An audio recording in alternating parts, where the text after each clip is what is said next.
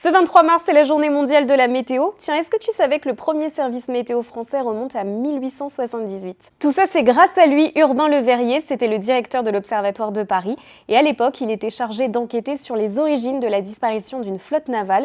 Et il s'est tout simplement aperçu que oui, c'était possible de prévoir des phénomènes météo. Et Napoléon III lui a ensuite demandé de créer un réseau de météorologie télégraphique.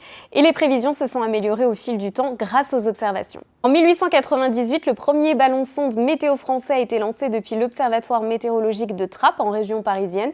Et c'est un ballon qui permet d'obtenir des mesures telles que la température, l'humidité, la vitesse des vents, jusqu'à une altitude de 35 km. Et en 1960, le premier ordinateur destiné aux études de la prévision numérique du temps est installé à Paris. Météo France est apparu en 1993 et depuis 2014, il possède deux nouveaux supercalculateurs qui permettent d'améliorer la qualité des prévisions. Et tu vois, lui, c'est Paul Douchier, un prévisionniste de la météorologie nationale. C'est le tout premier à avoir présenté un bulletin météo à la télé. C'était le 17 décembre 1946, un bulletin qui est devenu quotidien à partir de février 1958.